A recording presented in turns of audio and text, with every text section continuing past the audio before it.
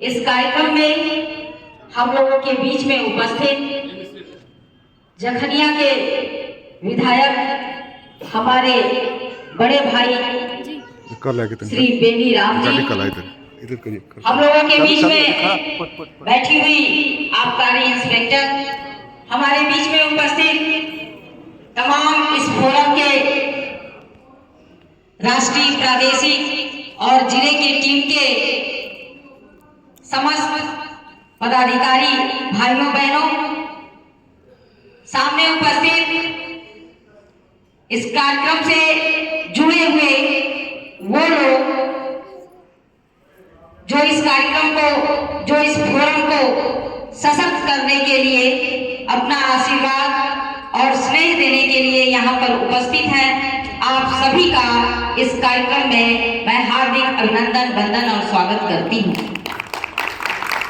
आज आप लोगों ने यह जो कार्यक्रम रखा है, महिला दिवस आने वाला है 8 मार्च, और ऐसे में आप लोगों ने महिलाओं के साथ साथ पुरुषों के ऊपर हो रहे अत्याचार की भी चिंता की, एक फोरम बनाया और उस फोरम के तहत आज यह कार्यक्रम हो रहा है। पूजा जी से हमारी बातचीत हो रही थी, उन्होंने बताया कि 3 साल पहले से यह कार्यक्रम हम लोग कर रहे हैं।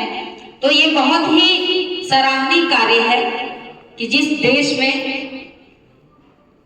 यह बात कही जाती है कि यत्र नार्यस्तु पूजयन्ते रमन्ते तत्र देवता, अर्थात जहाँ नारियों की पूजा होती है वहाँ देवता निवास करते हैं, और नारियों के साथ साथ जहाँ नारियों को उच्च स्थान प्रदान करना भारत की प्राथमिकता है, वहीं पुरुष उसे भी समान दर्जा देना, उसके बराबर दर्जा देना।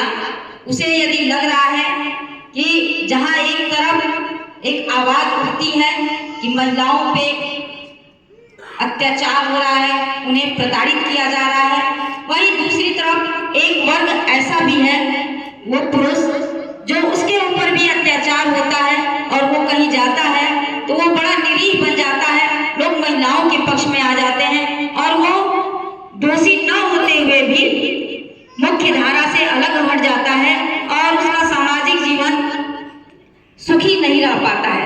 ऐसे में हमें उस पुरुष की भी चिंता करनी है कि जो दोषी नहीं है, जो सही है, और उसके साथ यदि गलत हो रहा है तो यह महिला विकास फोरम खड़ा है।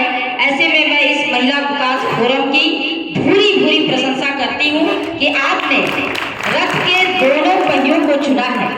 स्त्री और पुरुष रथ के 2 समान पहिए हैं, यदि एक छोटा हो जाए, एक बड़ा हो जाए, एक ऊंचा हो जाए, एक नीचा हो जाए, तो भी ये समाज की गाड़ी नहीं चल पाएगी।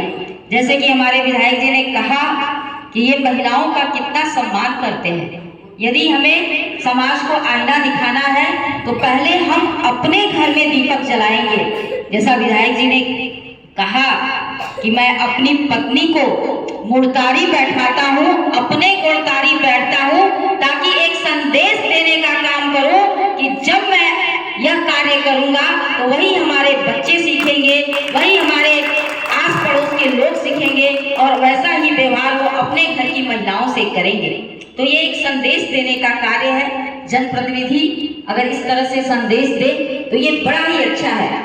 और इस कार्यक्रम के आयोजन की भी मैं सराहना करूंगी कि जैसा महिला पुरुष विकास फोरम है, तो इस कार्यक्रम में आपने केवल मुख्य अतिथि के रूप में किसी एक स्त्री को नहीं चुना या फिर मुख्य अतिथि के रूप में किसी एक पुरुष को नहीं चुना।